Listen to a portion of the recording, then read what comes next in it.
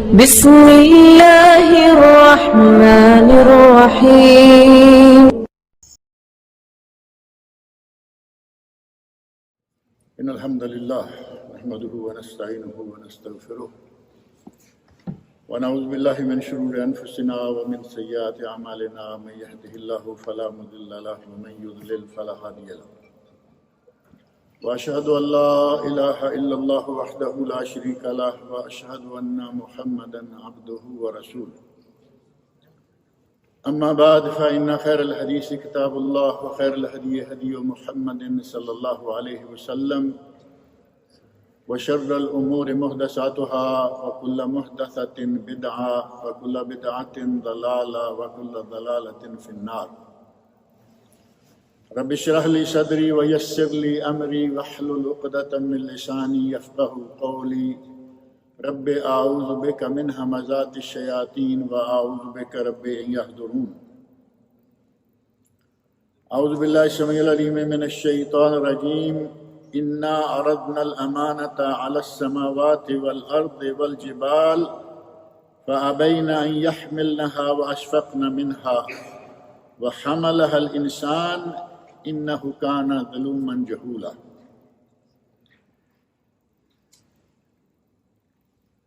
سورۃ الاحزاب کی آیت 72 ہے 72،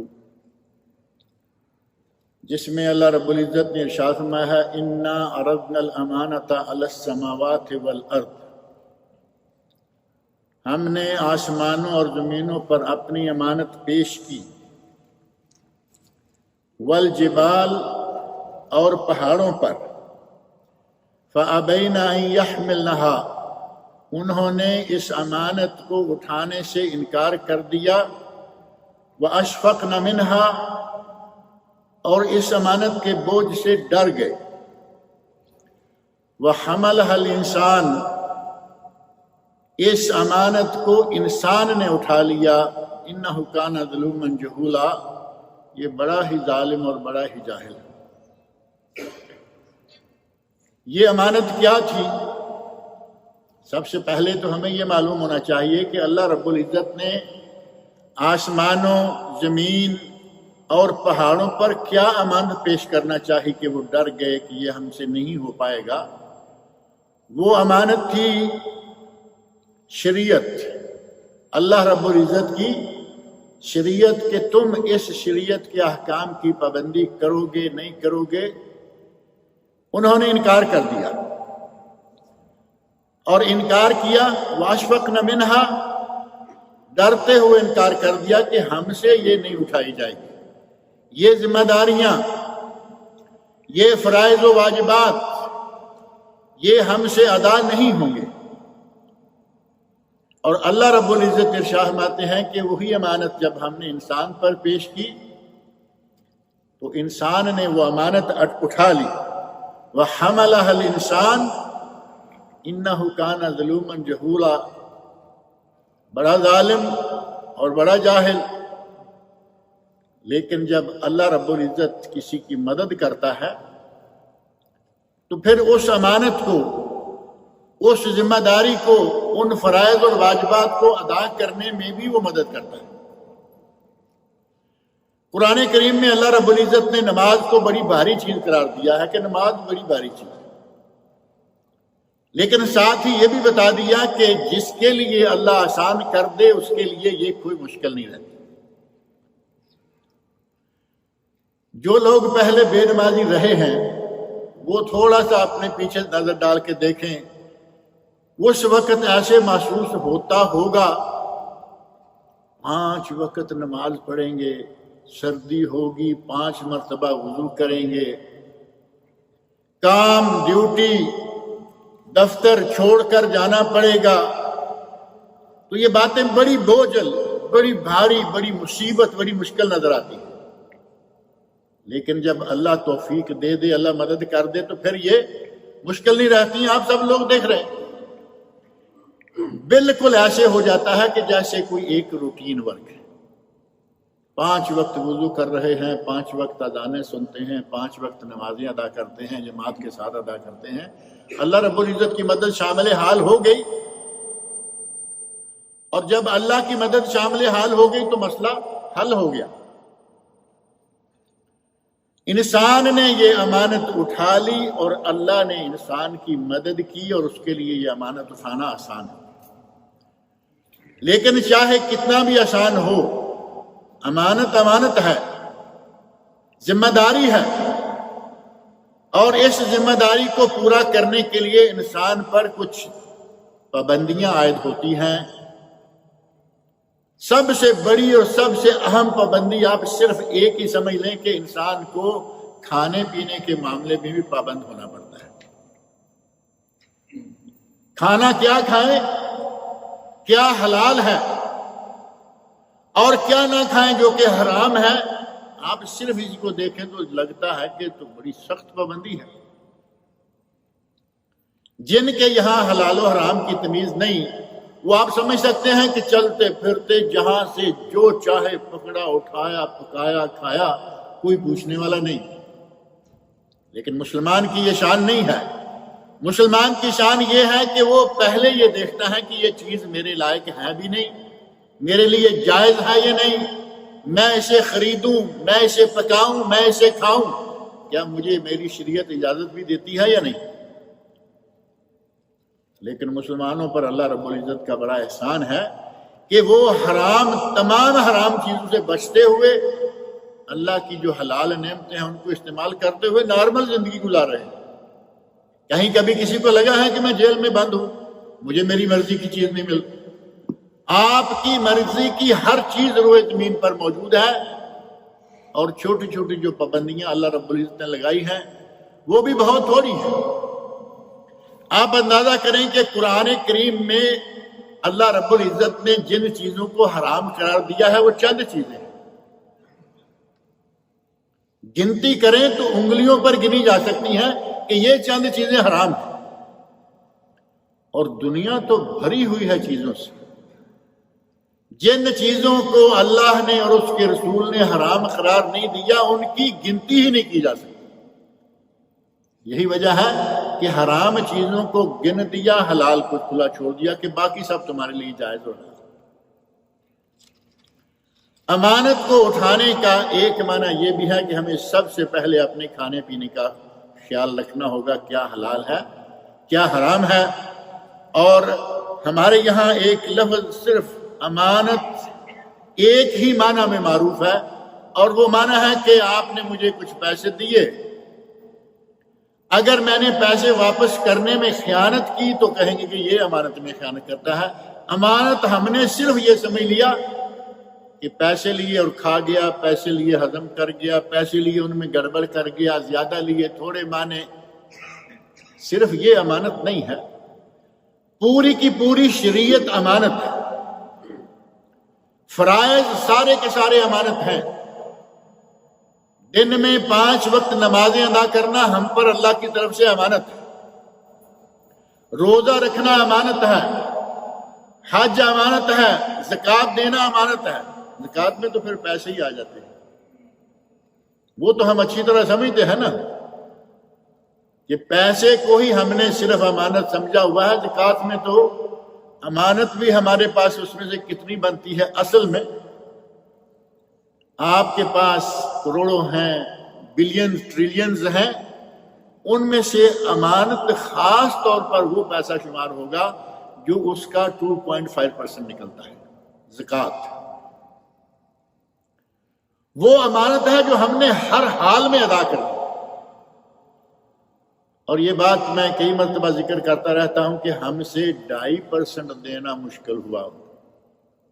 2.5%۔ اللہ رب العزت نے کتنی نعمتوں سے نواز رکھا ہے، کتنی دولت دے رکھی ہے، گنتے کرتے ہوئے جب 2.5% نکالنے لگتے ہیں تو بہت بڑی رقم نکل آتی ہے۔ جن کے پاس ملینز ٹریلینز ہیں ان کی تو ظاہر ہے کہ لاکھوں میں نکلے گی نا، زکوٰۃ بھی لاکھوں میں، کروڑوں میں جا نکلے گی۔ اب اتنی بڑی رقم دیکھ کر پھر انسان جو ہے شیطان غالب آئے تو اتنا پیسہ کمایا تم نے، محنت تم نے کی، اور یہ تم بانٹ دو گے۔ اب اگر یہاں شیطان کا زور چل گیا تو یہ خیانت ہو گئی۔ مال آپ کا ہی تھا، لیکن 2.5% اس میں اللہ کا حق ہے. 2.5% زکوٰۃ فرض کی گئی ہے. اگر یہ فرض ادا نہیں کریں گے تو امانت میں خیانت ہو. نماز، روزہ، حج، زکوٰۃ، ہر چیز امانت. اور جو ہمارا معروف مفہوم ہے پیسے میں امانت. نبی اکرم صلی اللہ علیہ وسلم دنیا کے سب سے بڑے امین، اتنے بڑے امین کہ آپ کو نبوت ملنے سے پہلے، نبوت تو 40 سال کی عمر میں آ کے ملی، اور 40 سال کی عمر میں آ کر تو انسان بڑا ہو جاتا ہے نا. 20-25 کا جوان ہے، 30-35 میں جوانی مضبوط ہو گئی، 40 سے آگے تو آدمی پھر آگے کیوں چلنا شروع ہو جاتا ہے. جس کی عمر 40 سال ہو جائے اس کے بارے میں تو اسپیشلی یہ بات موجود ہے کہ اسے اللہ کی طرف خصوصی توجہ کر لینی چاہیے کہ اب معاملہ ڈھلنا شروع ہو گیا، سورج سر سے ڈھلنا شروع ہو گیا. اور ہمارے یہاں معروف ہے کہ عصر ہوئی تو سمجھو کہ اب ڈوبا کہ کب ڈوبا. یہ 40 سال کی عمر جو ہے یہ سمجھیں کہ آگے کی طرف ڈھلان ہے. نبی اکرم صلی اللہ علیہ وسلم کا ارشاد آپ کے سامنے ہے، اعمار امتی بین 60 و 70. میری امت کی عمریں 60 اور 70 کے درمیان ہیں. 40 آدھے سے زیادہ ہے یا نہیں؟ اس کا معنی یہ ہوا کہ 40 پہ آ کے سورج ڈھل نہیں رہا، ڈھل چکا ہے. نبی اکرم صلی اللہ علیہ وسلم 40 سال تک مکہ مکرمہ میں صادق اور امین معروف رہے. مکہ والے جنہیں معلوم ہے کہ یہ ابھی نبی نہیں ہمیں میں سے ہے، کوئی نہیں جانتا. اور اگر یہ کہا جائے کہ نبی اکرم صلی اللہ علیہ وسلم خود نہیں جانتے تھے کہ میں نبی ہوں یا نہیں. ایک حدیث ہے، آپ سے پوچھا گیا کہ یا رسول اللہ آپ کب سے نبی ہیں؟ تو نبی اکرم صلی اللہ علیہ وسلم نے شایا وآدم منجدل بین الماء والطین. میں تو تب سے نبی ہوں جب سے آدم علیہ السلام ابھی گارے مٹی کے پروسیس سے گزر رہے تھے. ہمارے کچھ لوگ اس کو پھر اتنا دور لے جاتے ہیں کہ نبی صلی اللہ علیہ وسلم کا نور ستاروں میں چمکا دیا، یہاں تک کہ ایک بڑے بھڑکیلے قسم کے، بعض لوگ بڑے بھڑکیلے ہوتے ہیں، خطیب ہیں جو شیلا ہے، بھڑکیلا ہے، زوردار طریقے سے شروع کر دیا اپنا واز کہنا، اور کہا کہ میرے نبی کا نور تب سے ہے، نہ زمین تھی نہ آسمان تھا، میرے نبی کا نور قطب ستارے میں موجود ہے. کوئی شریف آدمی، سمجھدار آدمی بیٹھا ہوا تھا، وہ فوری طور پر کہتے مولانا نہ زمین تھی نہ آسمان تھا، یہ قطب تارہ تمہارے باپ کی چھت پر تھا. قطب ستارے نے تو آسمان پہ ہونا ہے. نبی اکرم صلی اللہ علیہ وسلم تب تک 40 سال تک جبرائیل علیہ السلام کے آنے تک خود نہیں جانتے تھے کہ میں نبی ہوں. اگر پتا ہوتا کہ نبی ہوں، یہ مجھ پہ جبرائیل علیہ السلام آئیں گے تو پھر بخار ہو جانے کا کیا مطلب تھا؟ معلوم ہے نا سیرت. پہلی وحی کے بعد آپ غار حرا سے اتر کے گھر آ گئے، گھبرائے ہوئے، پریشان، اور اتنے گھبرائے ہوئے ہیں کہ گھبراہٹ سے بخار آ گیا، سردی محسوس ہونے لگی. اس وقت کہا تھا زملونی زملونی، مجھے چادر اڑائیے، مجھے لحاف اڑائیے. اور حضرت خدیجۃ الکبریٰ رضی اللہ عنہا سے مخاطب ہو کر فرمایا کہ مجھے اپنی جان کا خطرہ ہو گیا. اگر آپ جانتے کہ میں نبی ہوں تو پھر یہ خطرے کون سے تھے؟ نبی صلی اللہ علیہ وسلم نبی بننے سے بھی پہلے امین معروف تھے اور صادق بھی معروف تھے، سچے اور امانت دار. جب حجر اسود کی تنصیب کا واقعہ آیا، بڑا معروف واقعہ ہے، حجر اسود جب نئے سرے سے، نبی صلی اللہ علیہ وسلم کی عمر اس وقت 25 سال کی، تعمیر کعبہ شروع ہوئی، حجر اسود کو نصب کرنے کا وقت آیا تو جتنے بڑے بڑے رؤساء اور سرداران قریش ہیں ان میں شور ہو گیا، جھگڑا قریب تھا کہ جنگ ہو جاتی کہ حجر اسود اس کی جگہ پہ کون رکھے گا؟ بالآخر یہ طے ہوا کہ جو صبح سب سے پہلے حرم میں آیا وہ حجر اسود رکھے۔ نبی اکرم صلی اللہ علیہ وسلم تشریف لے آئے، ابھی نبی نہیں ہیں، عام انسانوں میں سے ہیں، لیکن جیسے ہی دیکھا کہ حرم میں محمد صلی اللہ علیہ وسلم تشریف لے آئے ہیں، سب لوگوں نے دیکھتے ہی کہا جاء الامین رضینہ ہو، جاء الامین ارتضینہ ہو، امین آ گیا، ہمیں منظور ہے، جو فیصلہ یہ کرے گا ہم اس پہ عمل کریں گے۔ اور نبی اکرم صلی اللہ علیہ وسلم نے جو فیصلہ کیا، انتہائی حکیمانہ فیصلہ، وہ آپ سب جانتے ہیں۔ اللہ رب العزت نے قرآن کریم میں امانت کا بڑا ہی سختی کے ساتھ حکم دیا۔ نبی اکرم صلی اللہ علیہ وسلم کا تو سب سے پہلے بڑا امانت دار ہونا ضروری تھا، تاکہ آپ امت کے سامنے مثال پیش کریں، اور آپ نبوت سے پہلے بھی امین، صادق و امین کے نام سے آپ پکارے جایا کرتے تھے، لوگ نام کم لیتے، صادق امین، جیسے ہی کوئی صادق امین کا لفظ کہتا لوگوں کا ذہن فوری طور پر نبی اکرم صلی اللہ علیہ وسلم تک پہنچ جاتا کہ یہ انہی کی بات کر رہے ہیں۔ اور قرآن کریم میں اللہ رب العزت نے جا بجا حکم فرمایا، اور یہاں فرمایا کہ ہم نے زمینوں آسمانوں پر امانت پیش کی، انہوں نے تو نہیں اٹھایا، انسان نے اٹھا لیا، لیکن اٹھانے کے بعد اس کو ادا کرنا بھی تو ہے، اور اس کو ادا کرنے کے لیے اللہ رب العزت نے باقاعدہ مختلف مقامات پر مختلف طریقے سے حکم دیا۔ قد افلح المومنون، 18واں سپارہ یہاں سے شروع ہوتا ہے۔ اللہ رب العزت نے مومنوں کی یا فلاح پانے والوں کی جو صفات بیان کی، ان میں سورۃ المومنون ہے، ان میں ہے والذین هم لامانتہم وعہدہم راعون، وہ بھی فلاح پا جائیں گے جو اپنی امانت کو ادا کرتے ہیں اور اپنے عہد کو پورا کرتے ہیں۔ عہد کریں تو اس کی پاسداری، امانت ان کے پاس ہو تو اس کو ادا کرنا۔ اللہ رب العزت نے فلاح پانے والے مومنوں کے اوصاف میں سے یہ وصف شمار کیا ہے کہ عہد کریں تو پاسداری کرتے ہیں، اگر امانت دی جائے تو ادا کرتے ہیں۔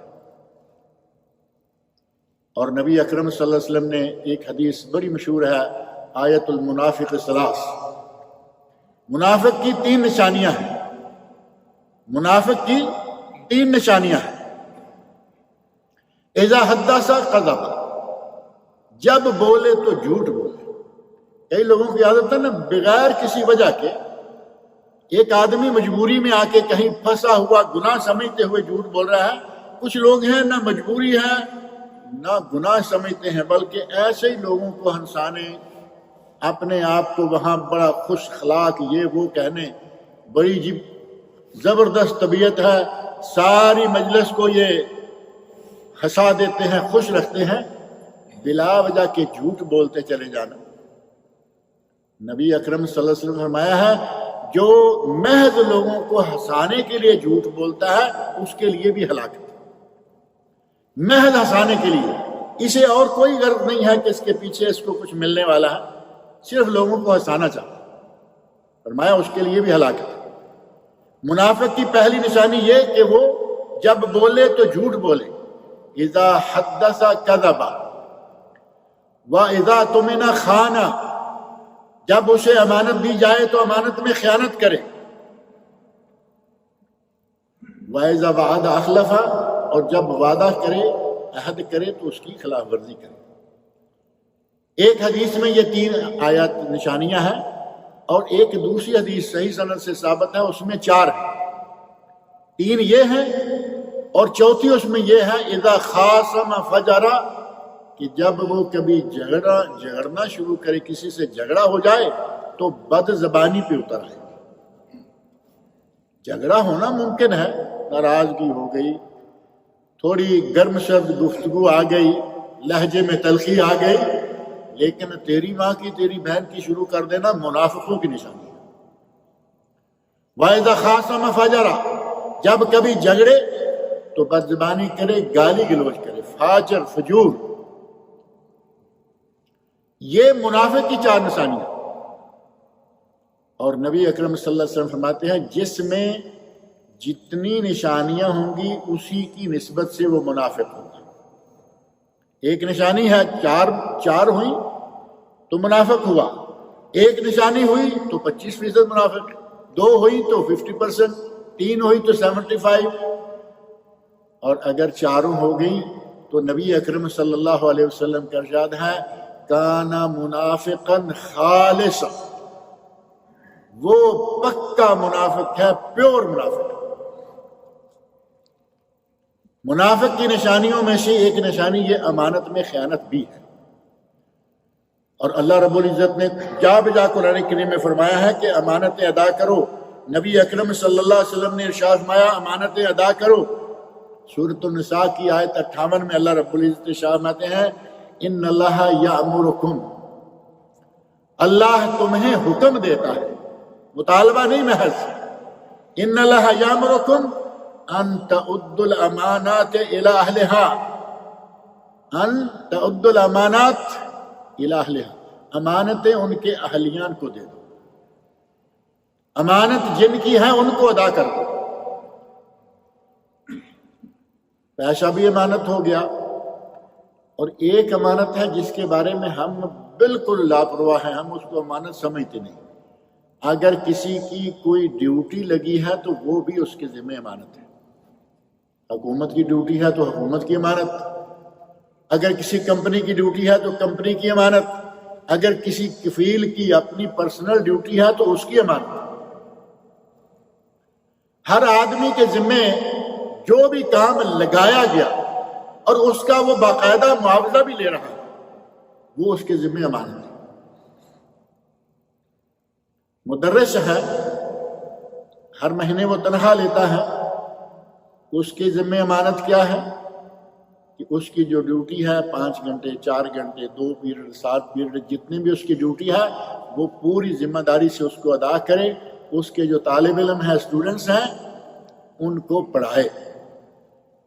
اور بلا وجہ ایسے ہی جب جی چاہے چھٹی کر لی، یہ امانت میں خیانت ہو. ضرورت اور مجبوری میں چھٹیاں تو ہر جگہ ممکن ہے. ضرورت اور مجبوری میں تو دین کے معاملات میں بڑی گنجائش. الضرورات تبیح المحظورات، ضرورتیں ممنوع چیزوں کو بھی مباح کر دیتی ہیں، لیکن ضرورت کوئی نہیں. لاپرواہی ہمیں کون پوچھے گا، جب چاہے گئے جب چاہے نہ گئے. ٹیچر بھی امانت میں خیانت کرے تو وہ بھی انداللہ مسئول ہے. اسی طرح اگر کوئی دعوت و تبلیغ کے میدان میں ٹیچر ہے، کسی کے ذمہ دعوت و تبلیغ لگی ہوئی ہے، دعوت ارشاد سینٹر جو ہے ان کی طرف سے ذمہ داری دی گئی کہ تم نے روزانہ درس دینا ہے، 1 درس دینا ہے، 2 درس دینے ہیں. اگر وہ ذمہ داری پوری کر رہا ہے ٹھیک، اور اگر گوشوارہ مہینے کا کوئی بنا کے دے دے کہ بھائی یہ 1 مہینے میں میرے یہ درس تھے اور درس اس نے نہیں دیے، 2 4 6 دے دیے، امانت میں خیانت ہوگی یا نہیں؟ خطیب ہے، مدرس ہے، دائی مبلغ ہے، یہ سارے بھی ان کے ذمہ امانت ہیں. ان سب کو بھی اپنی اپنی امانت ادا کرنی ہے. اور ایک آدمی گورنمنٹ کی طرف سے کسی ادارے میں ملازم ہے اور اس کے ہاتھ میں ایک اچھی بڑی ذمہ داری دی گئی ہے، اب وہ ذمہ داری ادا نہیں کرتا، جان بوجھ کر ادھر ادھر آگے پیچھے. یہاں تو بڑا معروف ہے نا تال بکرا. جب بھی گئے، جتنی مرتبہ بھی گئے، تال بکرا. اور یہ تال بکرا کب ختم ہوگا؟ جب آپ کچھ لگائیں گے تو تال بکرا ختم ہو جائے گا. سیم ہمارے یہاں بھی ہے، پاک و ہند میں یہی چل رہا ہے. کل آ جاؤ، صاحب نہیں ہے پرسوں آ جاؤ، اور ان کو وہ دکھاؤ تو صاحب موجود ہیں اندر، اسی وقت صاحب پیدا ہو جاتے ہیں. یہ بھی امانت میں خیانت ہے. آپ کے ذمے جو ڈیوٹی لگائی گئی ہے اس کو ادا کرو، یہ امانت ہے. اور اگر رشوت لینے کے چکر میں ڈیوٹی کو لیٹ کرتے رہے تو دوہرا گناہ. امانت میں خیانت کا گناہ الگ اور رشوت ستانی کا گناہ الگ۔ اللہ رب العزت نے قرآن کریم میں جا بجا ہمیں اس بات کی تاکید کی۔ نبی اکرم صلی اللہ علیہ وسلم ابو داود اور ترمذی میں حدیث ہے، آپ ارشاد فرماتے ہیں اد الامانہ الی من ائتمنک ولا تخن من خانک، جس نے تمہارے ذمے امانت لگائی ہے اس امانت کو ادا کرو، جس نے امانت تمہارے ذمے لگائی ہے اسے ایمان کرو، اسے ادا کرو۔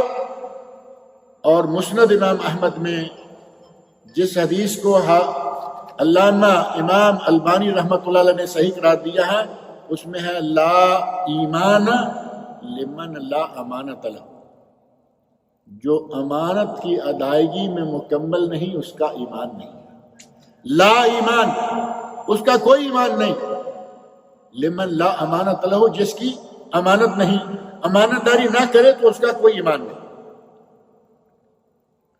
اسی طرح نبی اکرم صلی اللہ علیہ وسلم واعظ فرما رہے ہیں، آپ واعظ فرمایا کرتے تھے، ظاہر ہے کہ بہت ہی کثرت کے ساتھ جہاں موقع ملا واعظ فرمایا، صحابہ کرام کو نصیحت فرمائی۔ آپ محو گفتگو ہیں، کوئی اعرابی آیا بیٹھا اور بیٹھتے ہی اس نے پوچھ لیا، سوال کر دیا کہ قیامت کب آئے گی۔ عربی کے کئی ایسے واقعات ہیں جو کم پڑھے لکھے ناسمجھ قسم کے کبھی بھی جب چاہا سوال کر دیا، انہوں نے کوئی مجلس کی پرواہ نہیں کی، اپنا سوال قیامت کب آئے گی۔ ایسے ہی ایک واقعہ آتا ہے کہ نبی صلی اللہ علیہ وسلم سفر میں ہیں، ایک بدوی ٹائپ آدمی نے پوچھ لیا متی الساعہ، اے اللہ کے رسول قیامت کب آئے گی؟ تو آپ نے فوری طور پر ارشاد فرمایا ماذا اعددت لها، ما اعددت لها، تم نے قیامت کے لیے کیا تیار کیا ہوا ہے؟ تو وہ اعرابی کہتا ہے یا رسول اللہ میرے پاس کوئی بہت زیادہ عمل تو نہیں ہے، الا اننی احب اللہ ورسولہ، میں اللہ اور اس کے رسول سے محبت کرتا ہوں۔ نبی اکرم صلی اللہ علیہ وسلم کی ایک نہیں کئی احادیث ہیں قریب المعنی اور متقارب الالفاظ کے ساتھ، المرء مع من احب، بندہ اسی کے ساتھ ہوگا جس کے ساتھ محبت کرتا ہے۔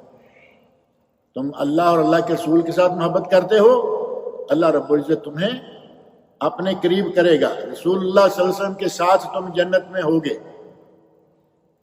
ایسا ہی سوال مجلس میں آ کے آدمی نے کر دیا کہ یا رسول اللہ قیامت کب آئے گی؟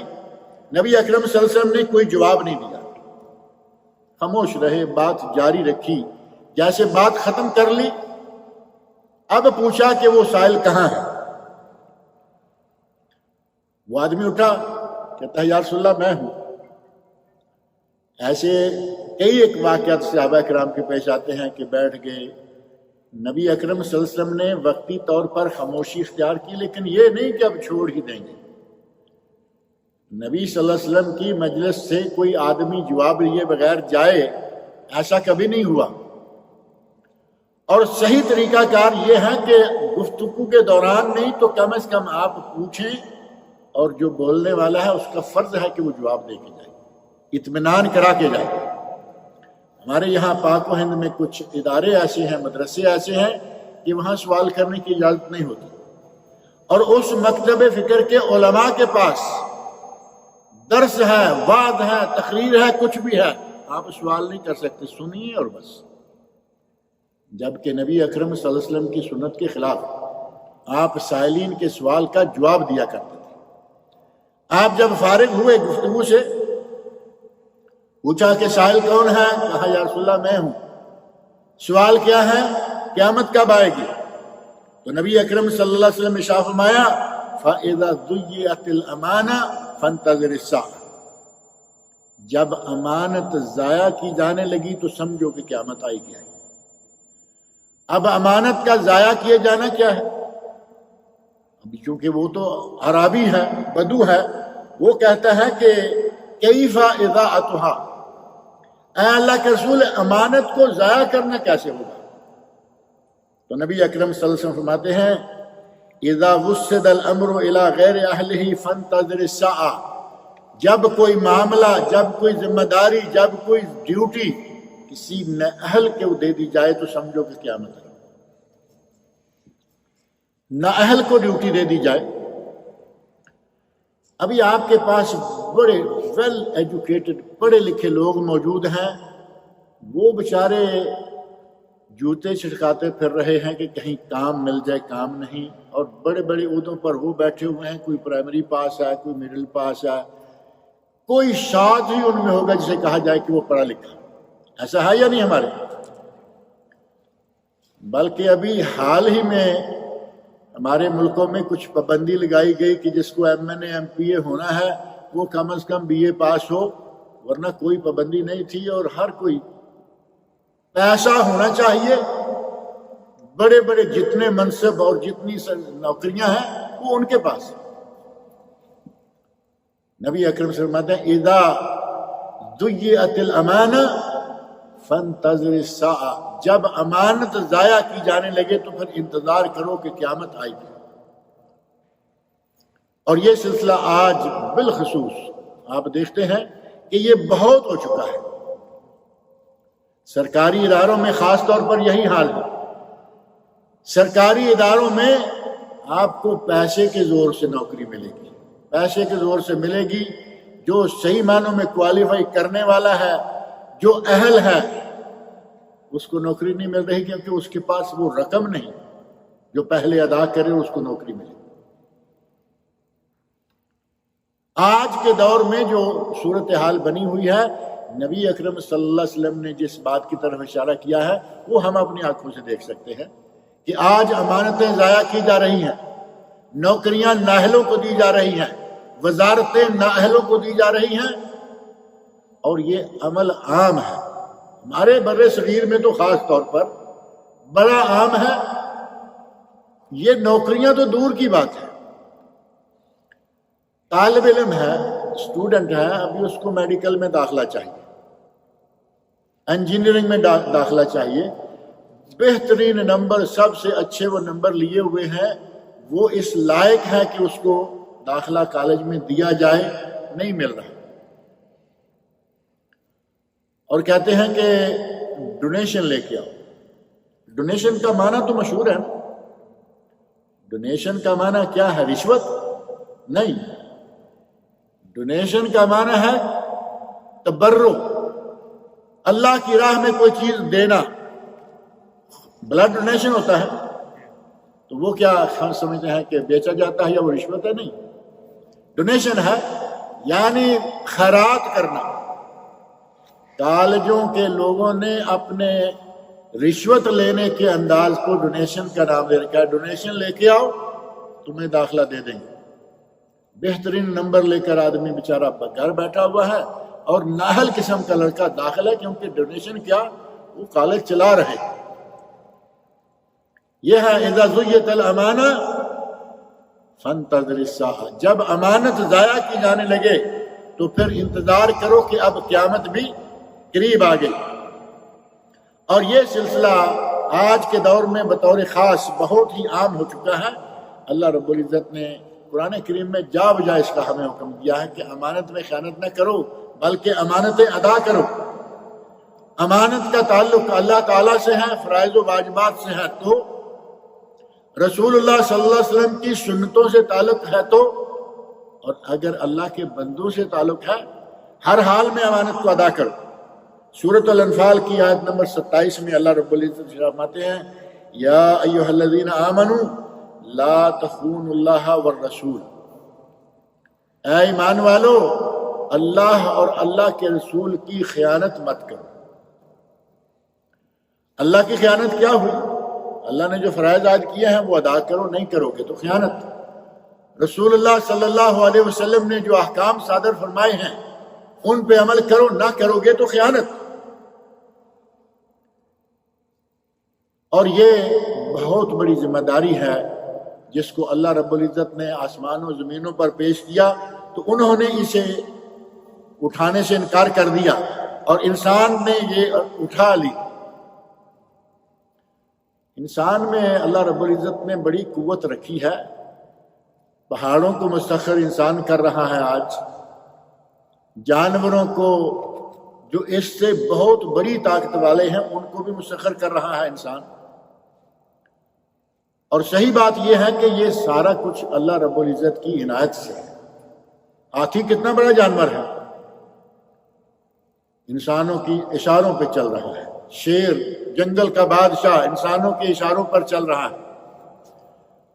اللہ رب العزت نے انسان کو اتنی طاقت دی ہے کہ یہ ساری دنیا پہ حکومت کر رہا ہے. اور اللہ تعالیٰ اسے توفیق دے تو امانت کی ادائیگی بھی اس کے لیے مشکل نہیں ہے. لیکن مسئلہ ہے اللہ توفیق دے اور دل سے بندہ نیت کرے.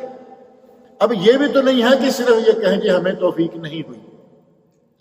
ایک مسئلہ ہمارے یہاں بڑا معروف ہے کہ ہم ہر معاملے کو تقدیر کے کھاتے میں ڈال کے اپنی جان چھڑا لیتے ہیں. ہمیں توفیق نہیں ہوئی، ہمارے لیے اللہ نے مقدر نہیں کیا تھا. اب جب ہم کوشش ہی نہیں کریں گے، وَالَّذِينَ جَاهَدُوا فِينَا لَنَهْدِيَنَّهُمْ سُبُلَنَا، اللہ رب العزت فرماتے ہیں جو ہمیں تلاش کرنے میں کوشش کرے، جو ہمارے بارے میں ہمیں پانے کی کوشش کرے، لَنَهْدِيَنَّهُمْ سُبُلَنَا، ہم انہیں اپنے راستے دکھاتے ہیں، ان کی ہدایت دیتے ہیں. کوشش کرنا فرض ہوا یا نہیں؟ اور تقدیر کے کھاتے میں آ کے میں ذکر کر دوں، گناہ کریں تو کہیں گے لکھا ہوا تھا، کوئی فرض ادا نہ کریں تو کہیں گے لکھا ہوا تھا، اور جب روٹی کی باری آتی ہے تو کبھی نہیں کہتا کہ نہیں لکھا ہوا تھا. روٹی نہیں مل رہی، لکھا ہوا تھا، ایسا نہیں. بھاگیں گے، اٹھیں گے، صبح ڈیوٹی کے لیے جانے کی تیاریاں ہو رہی ہیں. ملک بدر تو نہیں بڑی شوقیہ، ملک بدر تو کسی کے نکالنے سے ہوتا ہے نا. ملک گھوم رہے ہیں روٹی کی تلاش میں، محنت کر رہے ہیں، کوشش کر رہے ہیں. جب روٹی کی باری آتی ہے تو حرکت میں برکت نظر آ جاتی ہے. کہتے ہیں حرکت میں برکت ہے جی، کچھ کریں گے تو آئے گا. اور جب باری آتی ہے کام کی تو اللہ کی طرف سے توفیق نہیں ملی. اللہ کو منظور ایسے تھا جس طرح روٹی کمانے کے لیے باغ دوڑ کرتے ہیں، اسی طرح گناہ سے بچنے کے لیے اور نیکی کرنے کے لیے بھی ہمیں باغ دوڑ، دل سے نیت، ارادہ اور کوشش یہ ہم کریں، توفیق اللہ تعالیٰ دیتا ہے. جب ہم راستہ ہی نہیں اختیار کرتے تو ہمیں کوئی راستہ دکھائے گا کیا؟ ہم تو مائل بکرم ہیں، کوئی سائل ہی نہیں. راستہ دکھلائیں کسے، کوئی راہ روے منزل ہی نہیں. اگر راستہ اختیار کریں گے تو کوئی راستہ آپ کو دکھائے گا. جب آپ راستے پہ چڑھنے کے لیے تیار نہیں تو وہ راستہ تمہیں کون دکھائے؟ اللہ رب العزت نے ہمیں اگر یہ امانت اٹھوائی ہے تو اس کو اٹھانے کی ہمیں طاقت دی ہے. مشکل یہ ہے کہ ہم جو ہمارے ساتھ ایک دوسری طاقت لگی ہوئی ہے نا، ہم اس کے تابع بڑی جلدی ہو جاتے ہیں، اور وہ ہے شیطان کی طاقت. امانت اٹھانے کی ہم میں اللہ نے طاقت رکھی تبھی ہمیں یہ اٹھوائی نا. لا یکلف اللہ نفسا الا وسعها، اللہ کسی کو اس کی طاقت سے زیادہ کوئی چیز نہیں اٹھواتا. اٹھوائی تو ہم میں طاقت تھی اور ہے، لیکن ہمیں شیطان اس طرف نہیں آنے دیتا، جس کا نتیجہ یہ ہے کہ ہم پیچھے ہٹتے چلے جاتے ہیں. نبی اکرم صلی اللہ علیہ وسلم نے صدقات، زکوٰۃ وغیرہ امانت کی ادائیگی کی آپ انتہا دیکھیں. صدقات زکوٰۃ اکٹھے کرنے کے لیے ایک آدمی کو مقرر کیا، اور وہ بکریاں لایا، جانور لایا، یہ زکوٰۃ کے ہیں، یہ زکوٰۃ کے ہیں، یہ زکوٰۃ کے ہیں. اور ایک بکری کہنے لگے کہ یہ میری ہے. نبی اکرم صلی اللہ علیہ وسلم نے اپنے صحابہ کی کس طرح تربیت کی ہے.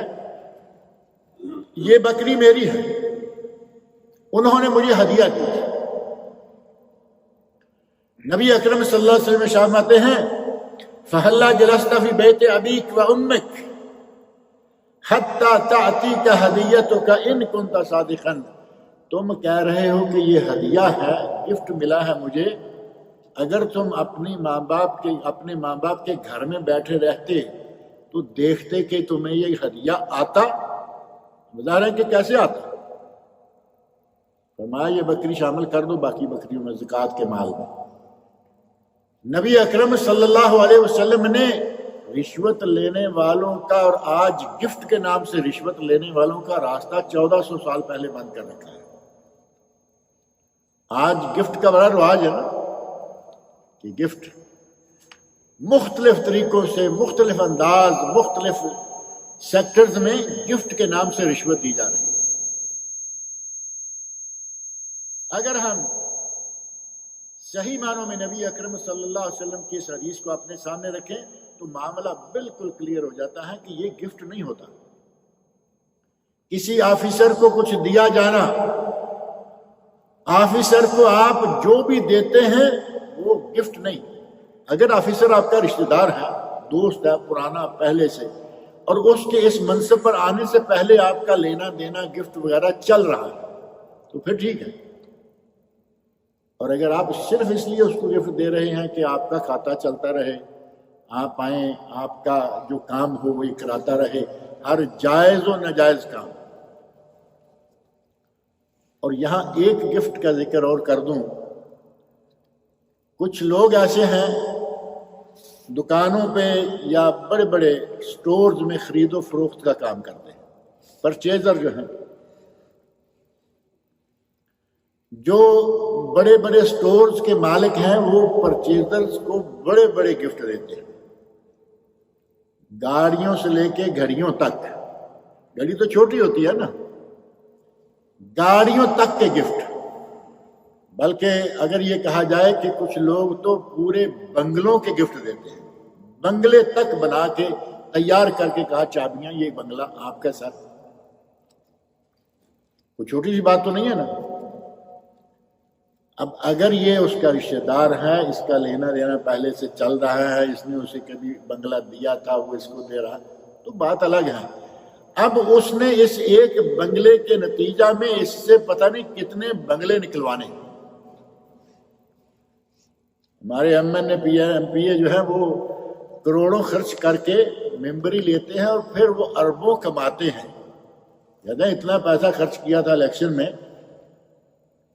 ہمارے ہر شعبے میں جدھر بھی آپ نظر ڈالیں گے امانتوں میں خیانت بڑی کھلی عام ہو رہی ہے، جبکہ اللہ رب العزت نے قرآن کریم میں اور نبی اکرم صلی اللہ علیہ وسلم نے اپنی ارشادات میں ہمیں بڑی سختی کے ساتھ یہ تاکید کی ہے کہ امانت میں خیانت نہ ہو، اور امانت میں خیانت کرنے والا آدمی منافق ہوتا ہے۔ اگر باقی تین چیزیں نہیں پائی جاتی، صرف امانت میں خیانت پائی جاتی ہے تو اس پر بھی منافق کا لفظ آئے گا، لیکن 1/4 منافق۔ اللہ رب العزت مجھے اور آپ سب کو قرآن و سنت سمجھنے اور ان پر عمل کرنے کی توفیق۔